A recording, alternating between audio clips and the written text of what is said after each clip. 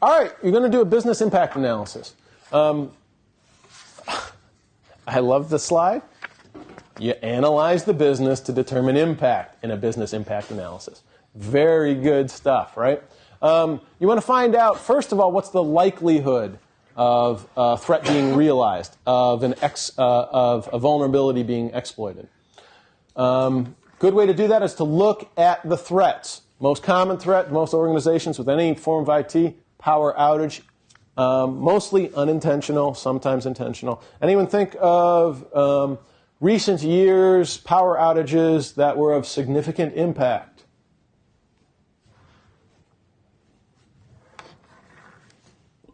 LA area. LA area had those rolling brownouts for a while, right? Yeah. Whose fault was that? Not Gale, but Enron. Enron. It was Enron. They were throttling the power availability to the grid so they could raise their own share price. Woohoo! Nice guys. Interesting business model. Where else? Where else do we have some power problems? Wasn't there like a huge blackout on the East Coast, the whole eastern seaboard for a while, right? I think it was from New York over to Ohio and down as far as, I don't know, North Carolina maybe? I think it was down It was huge. Carolina. Yeah, it was huge. Anybody know what caused that one? It was a transformer going out or something, wasn't it? Yeah, it was improper load balancing. It was something that was supposed to have been planned for, happens all the time. A tree branch had actually fallen onto some wires and caused a short, but because both the hardware itself was so antiquated and because it wasn't configured properly, it just started tripping all the way along the way. What vulnerability did that one reveal? Does anybody remember? Do you remember that case at all? It revealed the fact that there wasn't a lot of good documentation, that there's 3 or 4 people that work for those power distribution agencies that know everything. They are the institutional knowledge. It's all in their head.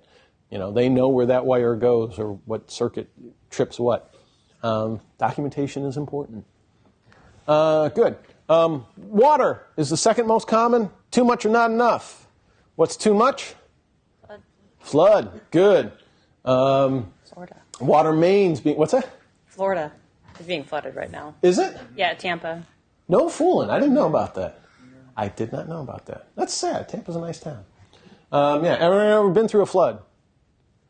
It's wild. Where did you see a flood? Around here. Really? Oh, of course. Yeah, the rivers. Yeah. You too, Jay? Yeah. Lost a boat. Yeah. Lost your boat? A lot of boat owners I know would be thrilled at that prospect. What's the joke? Definition of boat? A hole in the water you throw money into? Yeah, good. You feel bad about it? Did you get a new boat? Insurance company? Okay, cool. Floods. Does water move real fast? I mean, you should be able to get away from a flood, shouldn't you? No, it's like instant onset. That's why they call it flash floods, right? I was in a flood in Las Vegas. Oddly enough, in the middle of the desert. We had one of those 100-year rainfalls. Guess the timing was right. Backed up all the sewers, and we were inundated with water all of a sudden. What's not enough? Not enough water. Drought? Drought. Does drought usually affect organizations, though, in IT? It can impact power supplies if water's coming from like a dam. Okay, hydroelectric generation yeah. can increase the cost of operations. Mostly, I think they're talking about a water main breaking. Therefore, the building has no clean water coming to it. Or cooling. Or coolant. Yeah. Good. Oh, another too much water. Another too much water that we see sometimes in data centers. Anyone think of it? A pipe breaking. Yeah. And that'll help you decide what kind of fire control you want as well, too. Do you want wet pipe? Do you want dry pipe? Do you want it charged? Good.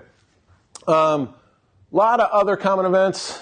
Anyone lived through the vendor cutting the cable to your entity, your telco? Yeah. I love it because they will deny right up to the point where you pull them out of the ground and show them the break that it's their fault. They'll keep blaming your configuration. You must have done something, right? Labor disputes. I'm not sure how common that is. Anyone lived through that, where that impacted the system at all? Transportation mishaps, what sort of things are they talking about there? Hazmat spills in the area where you have to evacuate, perhaps. A bridge being closed in a certain area, something like that. Or hardware failure. I'm not even sure that's the threat or just normal operations, right? Possible. Did anyone shut down or change operations during the threats of the pandemic? The swine flu and the bird flu and stuff like that? SARS? No, neither did we. It'd be hard to imagine that happening again. Scandal, malware, lost personnel, civil disorder. Doesn't often happen. You have to try to determine what your exposure is to these things. Y2K. I worked it. Anybody else work Y2K? I was on the team. I got a nice plaque from the DoD thanking me for my Y2K efforts. I feel like that's the worst rubber chicken in the whole world, man. We got suckered by that one, didn't we? That was embarrassing, isn't it? Oh, yeah. It's sort of like disco. It's something, the kids just look back and go, "You did what? Why?" Yeah. Sir. Before you do your business impact analysis, you got to know what it is you're doing. What's your core competency? What is your organization all about? List out those processes. What are the components of each? And rank them. How do you do that? Who does that? Who makes those determinations? The line of business owners?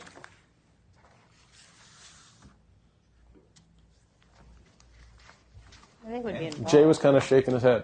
Huh? Management. Senior management. Not the line of business owners, because they all say theirs is the most important. Which is what you want from a line of business owner. Sometimes the auditor would be a good place to start. Somebody independent with oversight and saying, okay, these are your critical paths. You have to look at all of the assets and how they are interdependent. For each one, you're going to come up with the priority that it has to be brought back in. Again, number one, if we're e-commerce, we've got to bring back that ability to take customer orders and fulfillment. We don't have to bring back HR right away.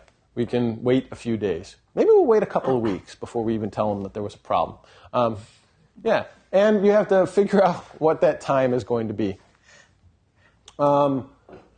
Your solutions are going to be driven by those time frames. You're going to see what's available and at what cost according to how soon you have to get back there. And is there added risk from these? Of course. If you have a hot site, what's the risk that you're incurring?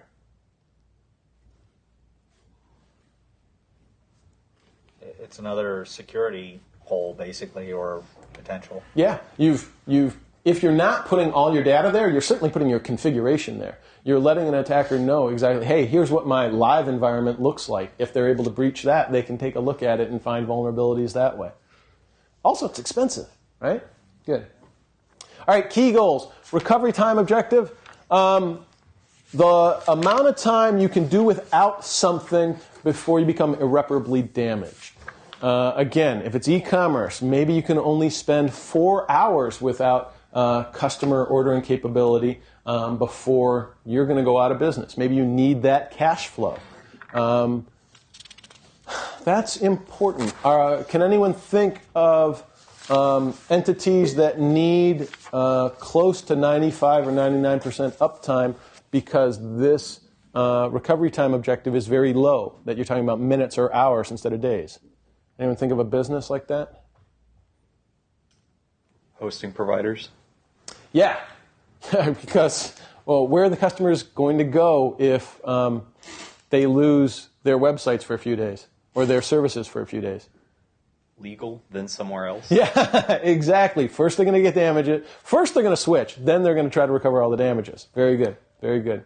A lot of them, talking about commercial sites, FedEx would have a huge trouble if they couldn't take customer orders in a timely fashion. If they lost that connectivity even for a certain amount of time, people would jump over to other competitors. If they have to get it there in a timely fashion, they're going to go to the competition. Recovery point objective. This is amount of time that you could lose data and still stay in business. What the difference between the time that takes you to get back and the amount that you could lose. All right, what are the big key goals? Doing this efficiently. They're going to be the recovery time objective and the recovery point objective. Recovery time objective is how long can you stay down? How soon do you want to return to normal operations? Depending on the nature of your organization, this might be fairly rapid. It might cause irreparable damage if you stay down for even a short period of time, depending on those critical functions. Your recovery point objective is how much data could you have lost in the interim? What is going to damage your organization beyond repair at what time level? For instance, could you lose a day's worth of data and restore back one day like that? Anyone read Tom Clancy? The movies. I'm such a nerd. Okay, movies. In the movies, I think it was. No, it wasn't that movie. I was going to say they haven't even made a movie of this one yet. I think it was the one where they take down. We go to war with Japan because they're our big enemy, and it's Tom Clancy, and they take down the New York Stock Exchange, hoping to defeat us economically because that's our big strength. Anybody know or anybody guess how we defeated that attack? Looked up all the prices in the paper from the previous Friday and just restored to then and pretended like the market was resuming back to that day. Okay. It's kind of a rudimentary way of looking at how markets work, but it was interesting. It was entertaining. And they help you decide what controls you're going to put in place because they have to be time-based. You have to be able to use those controls to throttle your RTO and your RPO.